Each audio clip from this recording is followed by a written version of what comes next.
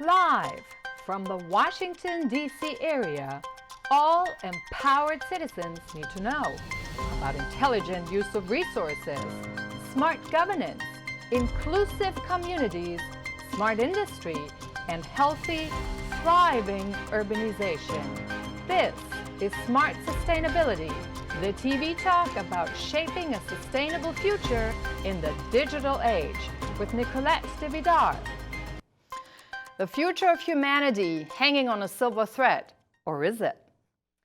One could think so, according to media, climate change proponents, and climate change deniers alike. Party on the left and party on the right. Socialists on the one hand and capitalists on the other. Progressives on the one hand and traditionalists on the other. Good evening and welcome on Smart Sustainability. I'm Nicolette DeVidar. Thanks for joining us tonight. Media and internet are full of it. Armageddon, apocalypse, crash, collapse, end of democracy, end of humanity, loss, grief, fear, death, etc., etc., depending on what you watch and who you listen to. They all have their own spin. It's catastrophic. If you could do that, you're guilty, we're being told. If you don't do that, the demise of humanity is your fault as well. And on it goes, blah, blah, blah. It plays with our emotions and imaginations, big screen a la Hollywood, right in your home, on your phone, television, or iPad. Manipulation is at an all-time high from all sides. One thing they all have in common. The fear-mongering, though, is the same, independent of who you listen to. The far left, the far right, and even in the spectrum in between. I think we're missing the boat on what's really happening and where our chances lie. So tonight, I want to invite you to explore with me what's fear-mongering, what can be attributed to collective Stockholm syndrome that we all seem to have, what's real, and what are our options. See, we've been so used to thinking in the same dimension and in the same paradigm, that is to say, old thought habits as a result of how we've lived our lives and been influenced in the past 100 years. And don't believe for a minute that traditional or progressive are different thought patterns. In essence, they're not. Yes, I know, it sounds heretic, but they're both anchored in the same paradigm, a two-dimensional physical view of what is, leaving out the various planes of the manifestation process. And the manifestation process is law. That's the static component of the universe. Everything else is dynamic, within universal, natural, one could say divine law and legalities that are present in every living being, no exception. In absence of understanding and consciously living that, what we really are, creative source energy in a physical body equipped with imagining and creating new worlds in a blink of an eye with our minds and feelings if we learn how to do it, we tend to see things from exactly the same dimensional perspective on opposite ends of the aisle. That's what's commonly called reality. Reality can be interpreted in different ways, but it's still a focus on a physical outcome in a two-dimensional approach. Analog to looking at disease from a purely symptomatic physical perspective without understanding what else goes on in there. Currently, we all seem to be looking through the rearview mirror and try to determine to see what's ahead. You see how ridiculous this is? Have you ever tried that? Well, how did that go? There is no question that where we are today, and mind you, we're taping this episode prior to the US midterms, we collectively around the globe are in trouble. We, meaning all of us, the people. Old collaborations are falling apart. More uncontrollable factors with nations becoming more hostile and people losing the ability to talk or even try to understand another's point of view. Rising conflict, climate disasters, and the economy, as we know, on track of completely faltering. Add to that the increasing absurdity of the media, and social media included, using the old mass manipulation playbook, which really goes back to Hayes and Goebbels. And you see why, at this point, everyone is confusing everyone and everything.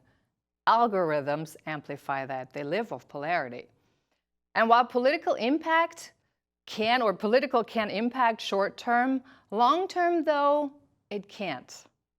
Remember the famous Einstein quote, "Madness is doing the same thing all over again and expect a different result"? That's when things keep playing out in the same paradigm. One day this party's on top, another day that one's on top. The wheel goes on and on the same way.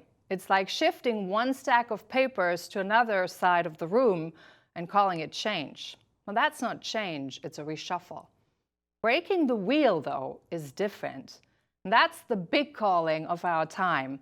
On an individual level, understanding who each of us is at the soul, understanding the power we have in us, understanding that everything in life is about your relationship to yourself and that's mirrored to the outside, not someone else. That determines reality, the physical outcome. So even if there are many different approaches and many different paths that lead to that, tonight we focus on what some of those different approaches can be and how much you really are in charge. With a diverse group of guests from Israel, Chile, Russia, Ukraine, and North America, and contrary to what normal talks do, focus on conflict from a who's right and who's wrong perspective, I want to invite everyone to stretch our minds a bit this evening and look at what's happening from an ecological, environmental, psychological, economic, and spiritual point of view. To get back to Einstein, physical matter is condensed energy that is lowered so much in frequency so our eyes can see it. We have fallen so far into the material that we can't see that part, which is immaterial, higher frequency energy, the vital part in anything that manifests. Anything we see in the physical was thought first. That includes actually many things that are going on around the globe. So what more people seem to be a little bit more comfortable with nowadays is that there is a correlation between physical, mental, and emotional. Well, after all, that's a start. The same applies to the world in turmoil we're in. Even that was once a thought. So let's look at different perspectives from ecological, economic, psychological, and spiritual point of views with a number of guests. Join me in welcoming Elizabeta Kromova, and I hope I pronounced the name right, a geologist and geophysicist with a master's degree from Moscow State University with advanced geophysics coursework from or in the United States. She works as a geophysicist for French conglomerate Schlumberger in Russia, focusing on monitoring global natural disasters and analyzing seismic volcanic activity as well as changes in geodynamics and geophysics. Yeah, the stuff we all know about and want to know about, right? Paulina Herrera Mesa, psychologist from Chile. She got her degree from American University, who's going to talk with us about the psychological state we're in and impact. Anna Koteljar, geologist with a master's in ecology from Southern Federal University. She's based in Israel and monitors for the Creative Society data gathering from world ecology trends. We got Tali Skrupi. He's an IT professional originally from Ukraine, and I'll tell you more about that in a moment. He works with the Creative Society on global trends, is also a frequent speaker. We also have two interpreters joining us, but you hear that right in English. We try the simultaneous interpretation tonight. It's a complicated show, but we're going to give it a try. Welcome on Smart Sustainability, all of you. I wanted to start in this very first segment with the big clash, the big issue we're seeing everywhere, and it seems really everything is coming together at the same time, building this huge Damocles sword above us. So, Anna, perhaps you can give us a trend generally in terms of sort of an overview of what are we looking at?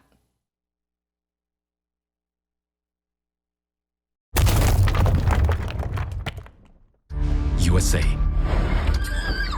Taiwan, Kazakhstan. It's a true nightmare that's happened for the first time in my whole life. Bulgaria.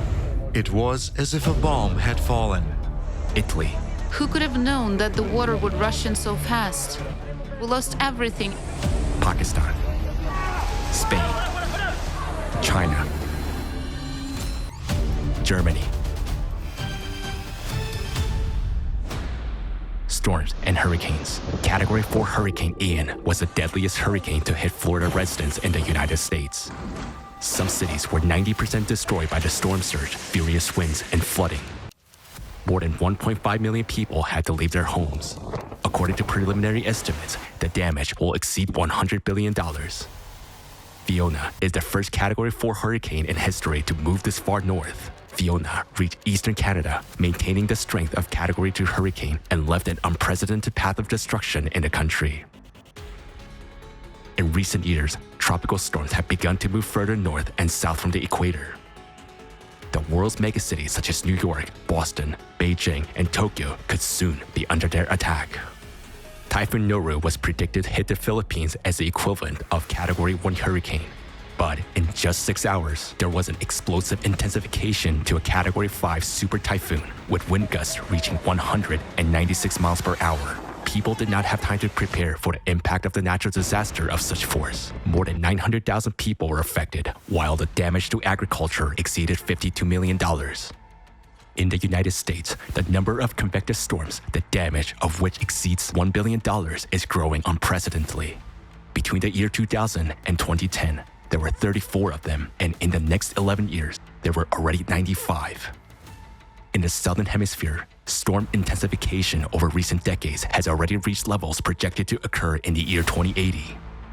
Abnormal precipitation and flooding. The number of abnormal precipitation events is growing all over the world. During the 9 months of 2022, more than 35,000 daily records have been registered across the planet. Sudden floods leave no time for people to escape.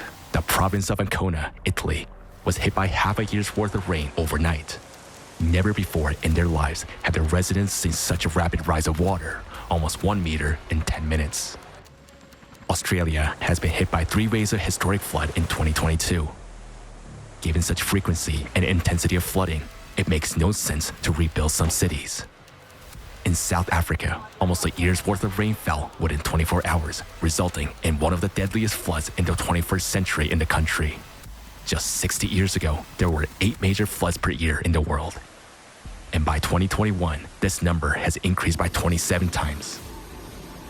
The monsoon season of 2022 turned into the biggest climate disaster in modern history of Pakistan. 1/3 of the country's provinces went underwater. More than 1,600 people have been killed, and 33 million have been affected by the disaster. More than half of them are children. Over 2 million houses have been destroyed.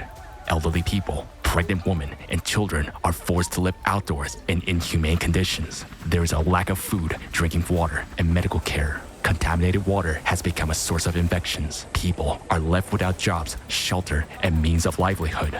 After almost 2 months, the water is still not gone. The nightmare for people continues and will only get worse. Extreme heat and drought. During the 9 months of 2022, there have been over 100,000 highest temperature records across the globe.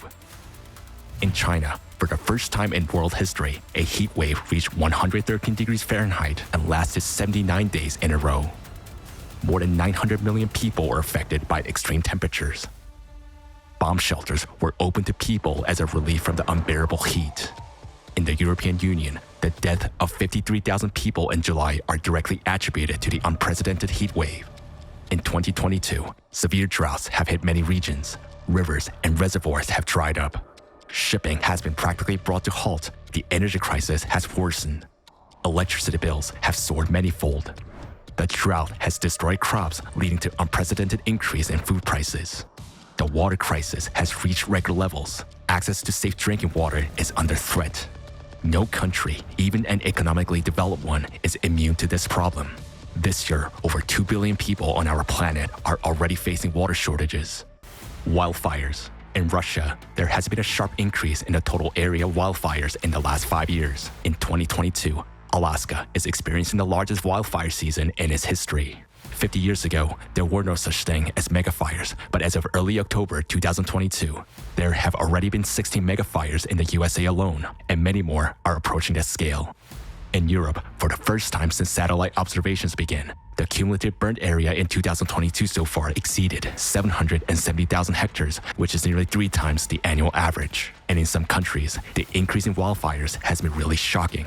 In the Czech Republic, an average of 9 hectares of land is burned annually. However, by the end of September this year, the fire had already destroyed almost 1,500 hectares. This is 158 times more than the usual. Wildfires are not seasonal anymore. Now, they don't stop even in winter, and hurricane winds spread a fire at breakneck speed. In the Algerian province of Al Taref, winds of over 55 miles per hour cause the flames to spread in a matter of minutes, leaving no chance for people to escape. Fires are occurring in places where they have almost never been before. Central Europe, the rainforest of South America, and even the Arctic are burning. What was predicted for the year 2100 is already happening right before our eyes today. In 2022, there has been an unprecedented leap in the power and the amount of natural disasters, and judging by the progression, they will continue to increase at a record speed. In order for humankind to survive, urgent, extraordinary action is needed.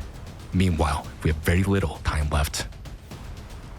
Share the information from the ecological point of view that we are facing right now in the world, and if it's possible, I will suggest to start this speech actually to Elizaveta Kromova, because very often, these days, the problem of ecology is taken as the climate problem, and this is the big mistake that it exists, because climatic processes are defined by different reasons, and it is very important to know what these reasons are. And a bit later we will talk about ecology has to do with the climate and our earth. Okay. Да, спасибо. Yeah. Thank you so much. Yes, indeed, the state of ecology right now, the state of environment is really dramatic, and the consequences of the state is basically mass jump like consumption and increase in what, like, for the past 50 years, we've used the third part of all natural resources of the planet. We catastrophically cut down the forests, and just imagine in 1 minute we cut down the forest of the size of a football field. And all these things, they might seem like separate from each other, but to be honest, like, we've polluted our ocean and stuff, but all this is just like small parts of a huge process, because all the ecosystem is interconnected, and how we treat it with consumption is the consequence of the fact that it cannot basically face what is going on and kind of like renew itself, and the planet is just not able to renew all the natural resources that we have. And just imagine that today the problem of natural resources is not in just the fact that we're using it in a fast pace, but in the fact how we use it, how we redirect it, how we distribute it, and how rational or irrational our decisions are towards the natural resources that we have. So in order to see this difference, basically an ordinary person from a normally developed countries uses around 30 tons of natural resources, and in low developed countries it's around 2 tons. So this is a huge difference to see like what natural resources people actually have and use. Okay, and also hang on a another second. part is like how we as people treat things that we have, the things that we possess. And because today statistically around 90% of all the goods that we've bought, they are made with the help of natural resources like water, for example, and all this is directly connected with the ecology. And 90% of everything we consume we throw away in the next 6 months. So this disbalance that exists right now what we take out of the planet with a very fast pace and, basically produce it into trash, cannot be renewed. And this paradox exists right now in the world and takes, catastrophic pace. And around 2 billion of trash we throw away. And just to understand the scale of how we transfer natural resources into trash, like, for example, each year, the mass of plastic thrown away we had a is show on more that, than the actually. mass of the population of Earth. Yes, right? we did. We had a show on that. Actually, we had a show on the trash society. But I want to ask you about something else here. So, because there's a difference between climate change and climate disaster. And you mentioned it a little bit. So when we talk about climate change, I think the pollution is one thing, the pollution, how we use the resources, etc. But can we really say on the one hand that we need to, the consumerism is at fault when we say at the other hand that only 0.04% comes actually from the CO2?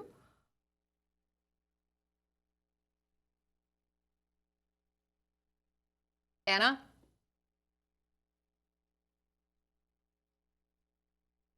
Это очень объемное. So this is actually a very important topic and very relevant topic. CO2 does not have to do anything with the climate change on planet Earth, the emissions of CO2. And this is very important that we need to know about that. And a little bit later on today, we will uncover this topic in more detail. CO2 emissions that humans make, it's like a very, very, very little part.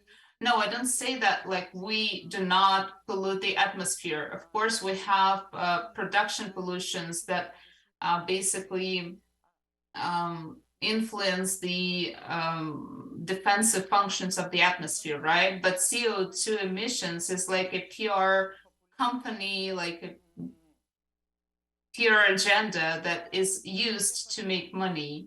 And in more detail, if you want to understand what is the mechanism of the climate change on the planet, like we do not say that the climate is not changing. No, it is changing, but we're just saying that it is not connected with the anthropogenic CO2 emissions.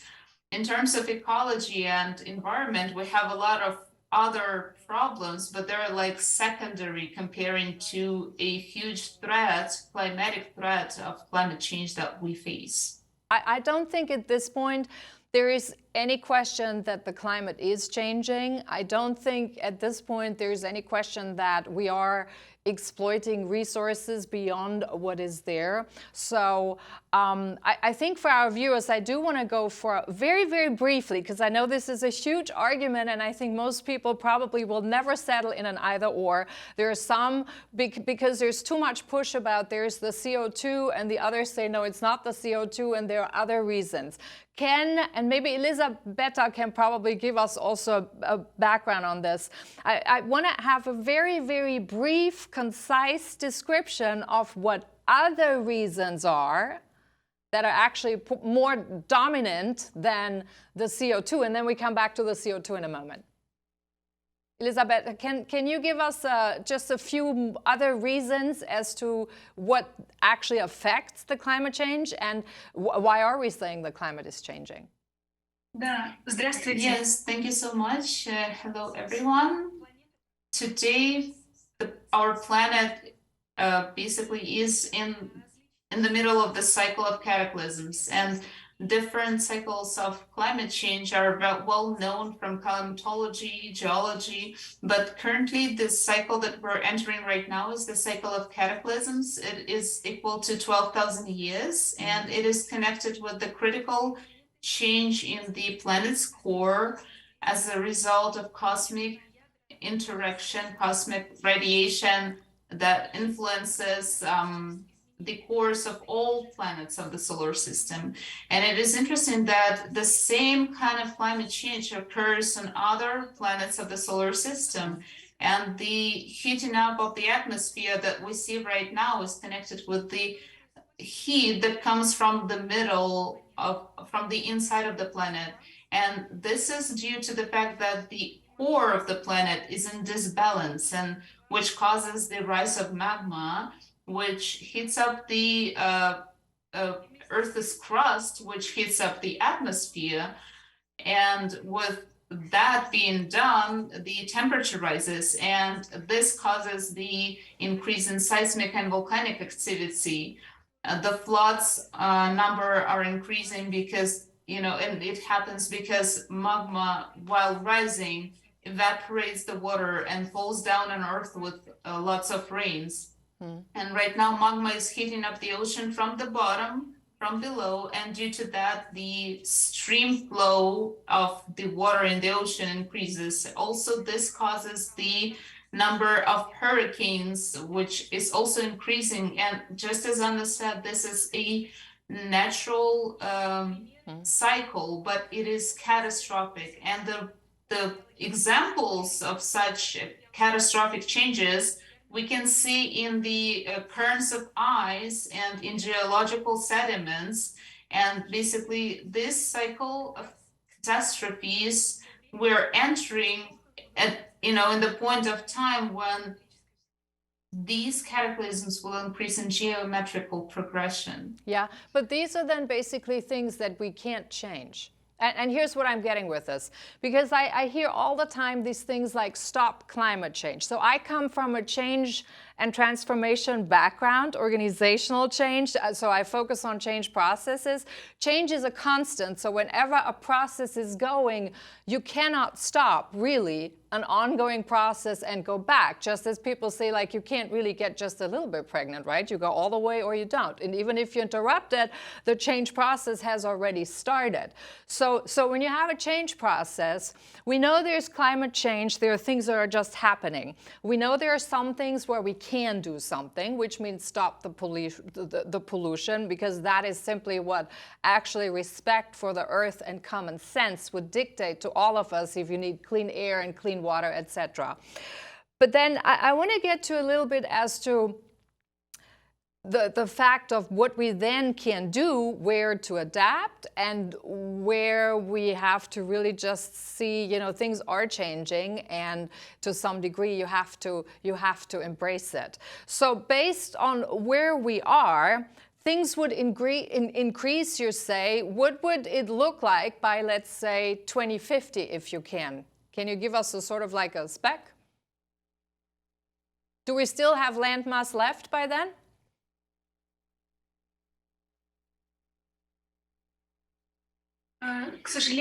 Unfortunately, I can say that there will be no landmass by 2050. And all the predictions that include all the analyses, they say that we have only 14 years to come, and we cannot adapt to this cycle. We cannot find some safe territories on the planet Earth. We cannot wait it out in bunkers. This cycle will be of such destruction that the planet has never faced before. And this is connected directly with what Anna was talking about, the fact that we as humans influenced the environment of the planet, the immunity of the planet. The cycle of cataclysm that we are entering is 12,000 years. Researchers believe that this cyclicity is galactic in nature. That is, it is related to the rotation cycle of the galaxy. Every 12,000 years, radiation from the center of the universe affects the solar system and even influences the sun. In 1998, not only was the Earth's core recorded jumping, but also those of the moon, the sun, and other planets. In recent decades, scientists began to record drastic climate changes on all planets and satellites of the solar system. An increase in the number of giant storms and hurricanes, abnormal temperatures, an increase in volcanic and seismic activity. Now, an increased flux of cosmic radiation due to the low activity of the sun is detected on Earth. Scientists have found evidence that a similar bombardment by cosmic rays occurred 12,500 years ago. In addition, every 12,000 years, an unknown flow of violent cosmic energy from the center of the universe comes to our planet. This high-energy impact occurs at the micro level and has enormous potential to trigger a shift of the planet's core. Galactic radiation disrupts the life cycles of the biosphere. Trees begin to massively emit more carbon dioxide, whereas swamps emit compounds of deadly gases. This time, Earth may become another dead planet, just like Mars. The planet's immune system is now destroyed by the toxins that our technogenic civilization has excreted. The planet's diseased organism might not survive the enormous stresses which cyclicity creates every 12,000 years. Every 24,000 years, disasters are even more devastating, since the solar system gets closer to the radiation from the center of the universe. We are now getting into this point of the near interaction. The planet is living its last years, and so are we, if we remain idle. But every 24,000 years, this cycle is more destructive, more powerful. And right now, it is this, this kind of destruction, this cycle. Okay. And we cannot adapt to it, but there is a way out and there is a solution. And in order to survive through this, period of changes, we need the unification of scientists, but not just regular scientists. We need the genius people of the world. But these people, these scientists, these bright people right now are involved in secret laboratories, because this is the interest of the government, so that they could, create weapons and things like that. I agree with you on the collaboration and unity to the extent possible of scientists. I don't think that just from the physical component we'll be able to solve that, but that's purely coming from a manifestation process, because manifestation always starts from the spiritual and ends up in the physical, not the other way around, ever, never the other way around.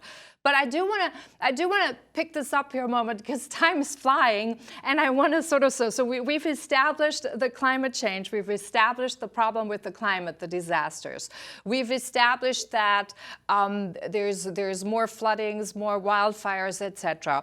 I want to move gear here for a moment and talk about us, where we currently are, and look at where we as humanity, where we sit today. So when you look at, right now we have this huge polarity, this finger pointing, this blaming, this, I'm right, you're wrong, all this stuff. And we the people sometimes the people also start sitting in chairs where we start acting on raw emotion. So I want to talk a little bit from the psychological point of view, where we're actually currently at and why we're so stuck in there. So Paulina, I want to bring in you on this one as a psychologist, and I'm going to ask you point blank, are we having collective Stockholm syndrome?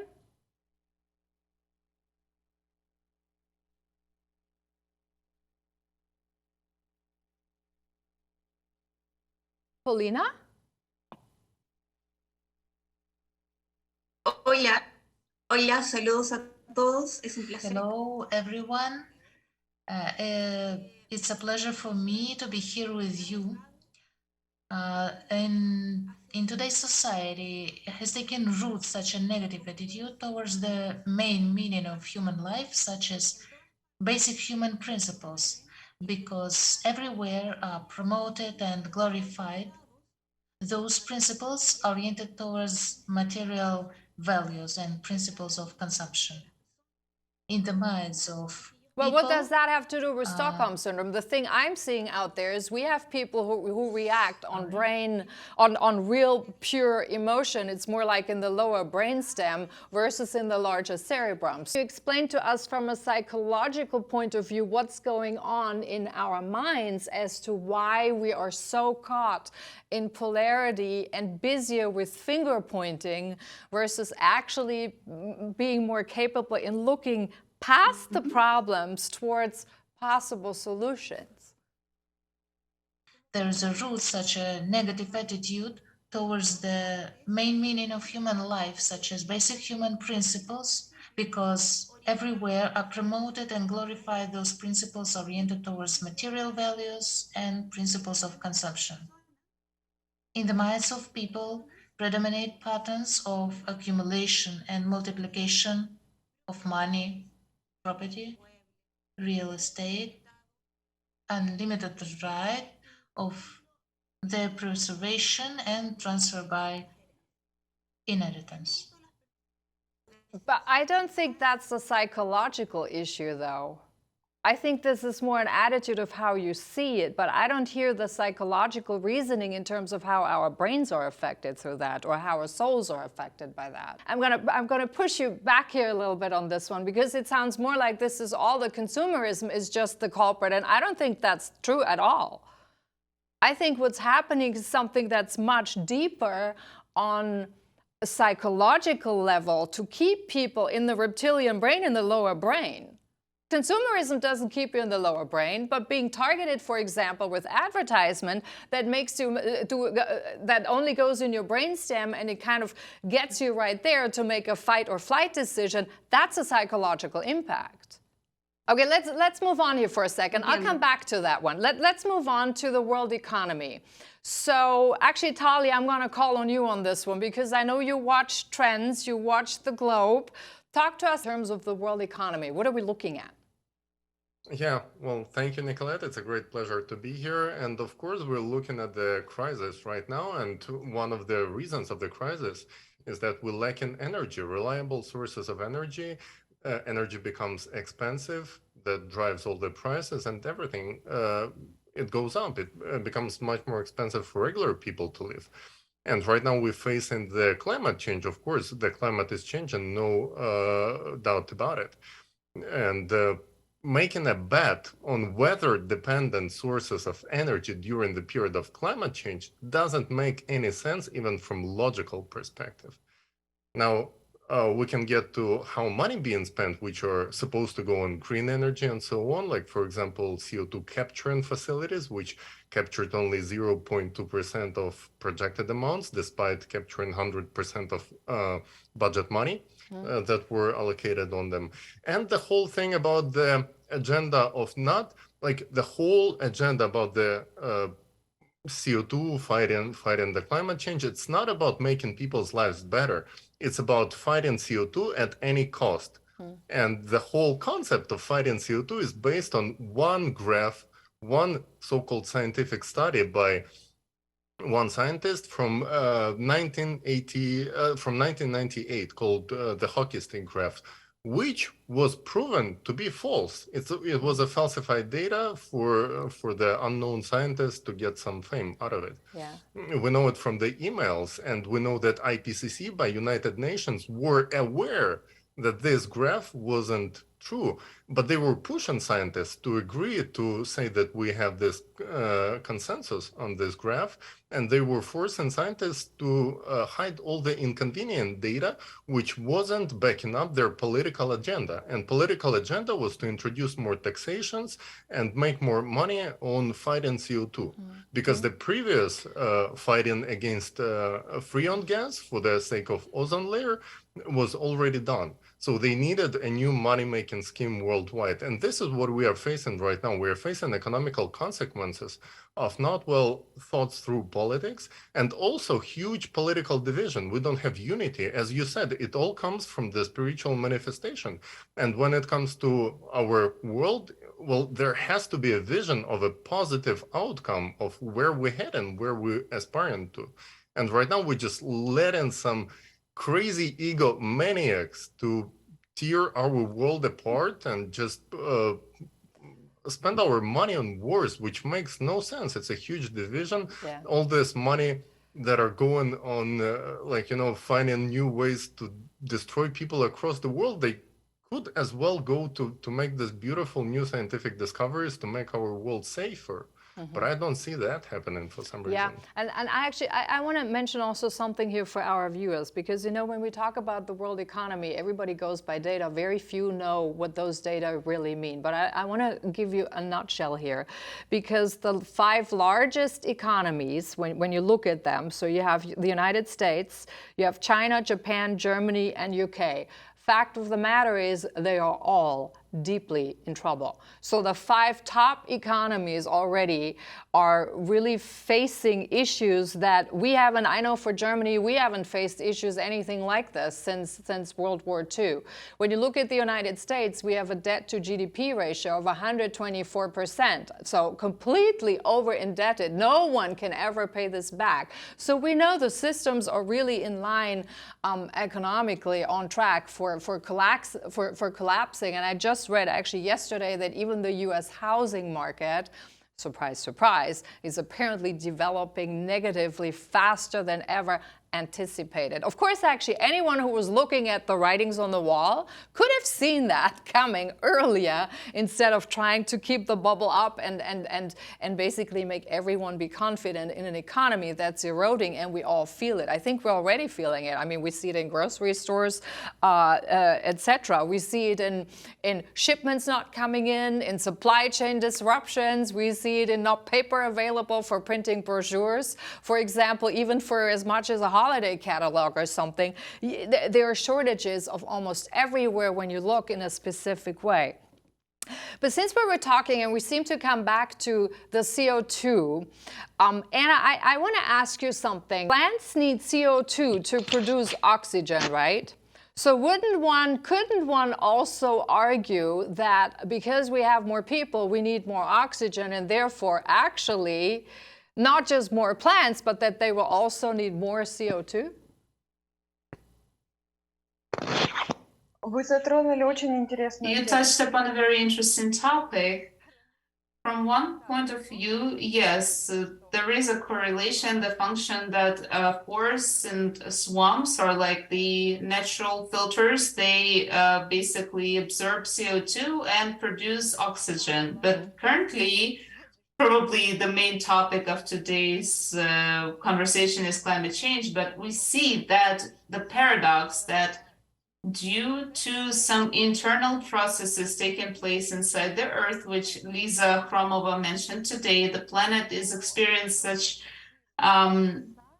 such situations that basically scientists, they already state that forests and swamps kind of like turn on another mechanism. They produce CO2 in much more proportions than oxygen. And this is indeed a very interesting fact, an observation that needs a more detailed study. And if we take a look at the, topic of forests, in detail, of course, this is a protection mechanism. This is the system that could have helped us to kind of weaken the power of climatic disasters and climate change in general. But currently, due to our human activity, due to the fact that we are not taking care about today and not taking care about tomorrow fate of us, we cut down the forests and stuff like that,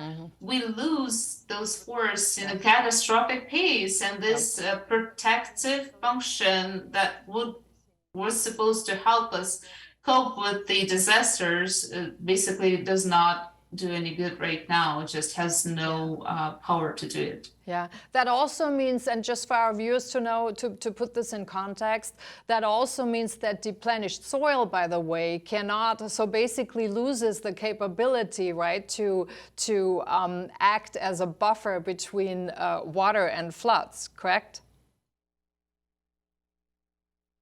So if we only have sand and no soil, then we lose the ability to actually help us as a protector against the rising water and the floods. Because it can't absorb it, right? Sand cannot absorb as much as soil. Yes? Действительно, леса. Yes. Basically, forests have this unique function. They have a very, very deep root system. And thanks to this root system, the trees can keep the water in the soil. And thanks to that, they kind of like absorb the rest of the water. So if we don't have the forest, the soil is kind of like, I can say, naked, right? And all these floods happen because there's too much water. Like basically, of course, this influences also the climate is changing in as a cyclical process, but the thing is that it increases the climatic and natural disasters that we already have. Also, forests are like a buffer on the way of hurricanes and storms that we observe all over the world. And basically, forests, they lower, they cannot stop, but they lower the power and the speed of the hurricane winds. You know, I can talk for hours about the mango forests because they are like a natural buffer from tsunamis because they grow like on the coasts. And they have a lot of functions. And if to talk about briefly, it's like the circulation of water. It's like a buffer from tsunami and hurricanes. It's also droughts. How strange it wouldn't sound, but the forests, they kind of distribute the water inside the soil. They also are one of the factors that influences the creation of clouds, right? So basically, while cutting down the forests and trees, we're not just losing the beauty of our nature, right? We lose the protective functions that planet Earth has. And due to the fact that these protective functions don't work, don't operate right now, they increase the climatic disasters that has basically apocalyptic, catastrophic, trend. Right. Just think about it. We have 5 to 6 years of stable climate that will basically allow us to do something, to change something. And this is not enough. And, in order to fix the environmental issues, we need not just 5 or 10 years. We need the long-term technologies, that would work in stages. And of course, we need to save ecology, but an environment, but this is the first test that we need to do after solving the climate problem. And I sincerely hope that people who hear this information would do their research, would study it, and look on the internet, and will find and understand what is really going on right now, and wake up. And start to see all these changes and start to act. Yeah, let's talk about some of the choices now that we can make. So I want to shift, we have about 10 minutes left, so I want to talk about choices. What are our choices and what are our options? So we talked about, we have about 5 to 7 years left. What would need to happen in those 5 to 7 years? I don't know if either Elisabetta wants to take that or you, Anna, one of you goes. What would need to happen what would you say are immediate changes? Immediate. What would we need to do?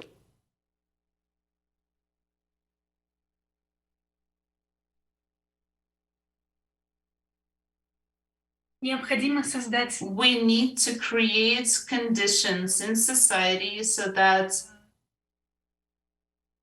there would be no wars, and so that all the brightest people of planet Earth, all the brightest scientists could be united in one team who will search for a solution on how to fix the issue with radiation, which influences the planet's core.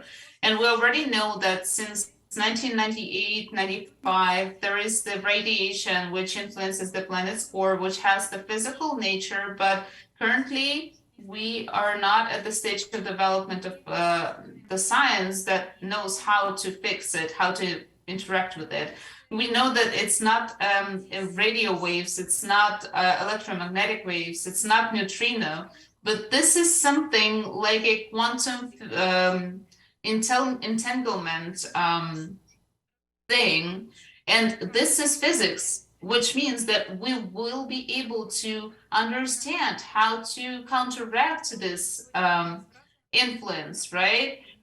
Before we enter the point of bifurcation, the point of no going back.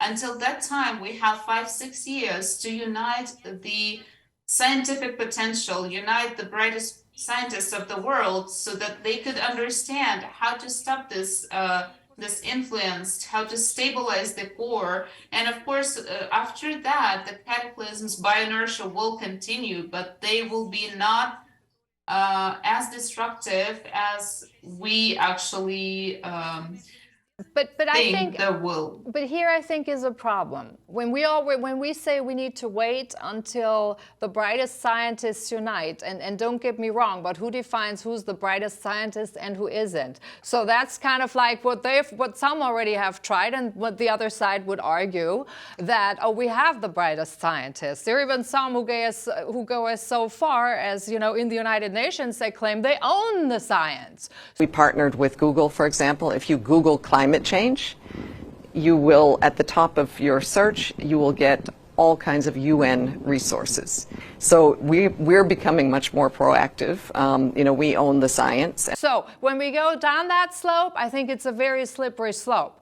I think when you look more at, when we look at, what it takes to have the conditions, a world without war, yeah, but I think that also, the most important part is very highly developed spiritual beings that really are totally in peace with themselves and the self in who they are, so that they stop blaming and fighting and taking all their things out on somebody else, which really are things that are going on.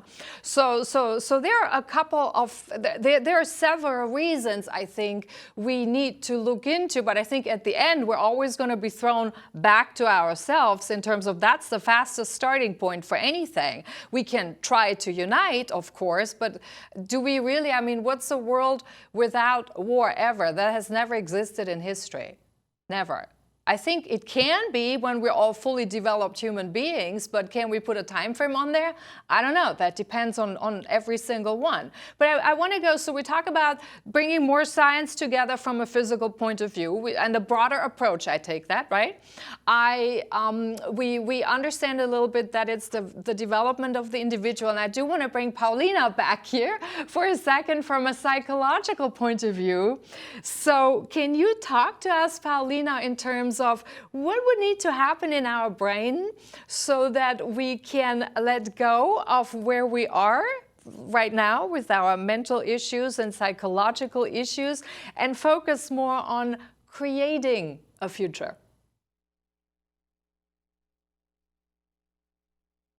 We see it in politics, in economics, in every sphere of our life. Form the opinion that what we are living today, we can't change. We need to create a society and conditions for new generations coming into this world to understand the main meaning of life. Yeah, but that's all abstract. The creating a society for new things is all abstract. I want to get to more, like, what does that mean for the individual? So when you are an individual today, what does that mean for you as an individual? For me, for example, for our viewers. Not in abstract terms, creating a society that sounds very, yes, there's a point to it, but it sounds also utopian, but break it down to what that means for an individual. Like, what would you tell your daughter, or what would you tell, if you have one, I don't know, or what would you tell other people in terms of psychologically to get past from where we are to where we want to go? I want to give an example, for example, of elephant, pequeño. See, yes. If there is a small elephant, yeah. And if we,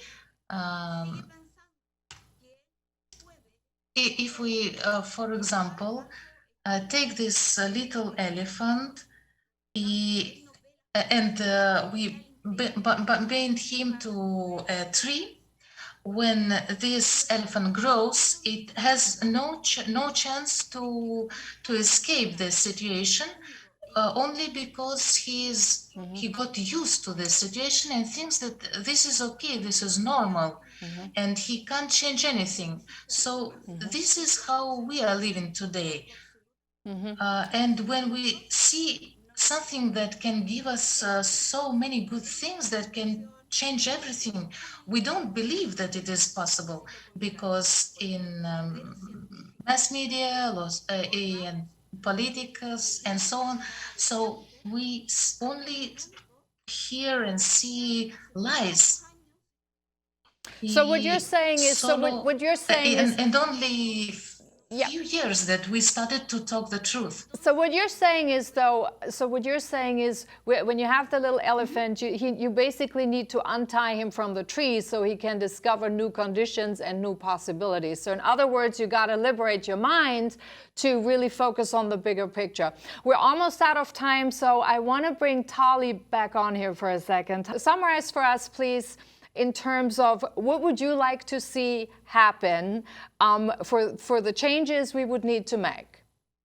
Yeah, thank you so much. Well, as you said, there are no, not even economical, but mathematical math models of actually solving the debt problem worldwide. There is a huge debt and nobody's talking about it. It's like it's almost normalized. How about we get all the best economists around the world, put them at the table and say, guys, let's figure out how do we solve this problem. But aren't the economists the one who got us into trouble in the first place? And bring real scientists, not those grant recipients like we know who work by United Nations, who only interested in receiving grants. No, we're talking about people who are actually computer scientists. Can you build a computer model of inflation-free economy? Why is nobody doing that? Why is nobody besides creative societies bringing up this topic? How do we build economies that would benefit each person, that would provide each person with universal basic income, universal basic housing, free education, free healthcare?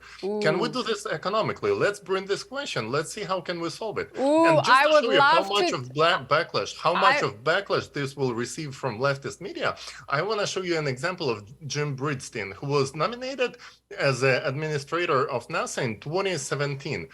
He said, well, once I become the head of NASA, I'm gonna put all the resources to study climate change on Mars, to see what happened over there and how to avoid a similar scenario happening on Earth. Why Mars lost its magnetic field and so on. Exactly what Elizabeth was talking about. And can you imagine, in 2018, when US Senate confirmed him, he absolutely flip-flopped 180 degrees and said he's not interested in that anymore, and all the leftist media praised him as a climate scientific hero. I would love to debate this topic with you one day about universal basic income, which, by the way, I'm completely against. That's number one. So I would love to debate it. I don't think that's going to solve anything, but I hear your point. I do think the approaches are different. I think there is definitely, I think what most people agree, and I want to make this particular point also in this episode, because we've had so many people from different countries with different opinions, also from, even I mentioned at the beginning, Tali is a background, he's originally from the Ukraine. We also had Elisabetta, who's from Russia, which shows that we, the people, war is not a people thing. We, the people, can actually focus on talking to one another and focusing on how we make things work once we take the powers to be structures out of the equation. I think that's the one thing that maybe we can all take from that. I do want to continue this dialogue because I think there's still a lot of things we need to talk about, for example, what's economically a good foundation. Thanks so much for joining us, all of you. Thank you. It's been a pleasure. It for this episode. Thank you so much for watching. As you can see, the one thing I think we all agree on, things cannot continue the way they have, and we really have to start looking for solutions on local level, on a larger level as people, and also across borders as nations to sort of come together. But the main thing is always it should be people to people versus other hierarchical structures. How to do this, we're going to continue to explore. In the meantime, I hope you get to think about it a little bit as well. Feel free to share your input, to share your thoughts, to share your opinions. Best, of course, on my Twitter handle @ndevidar. You can also do it on Facebook. And I hope we see you next week. Have a wonderful week. Good night.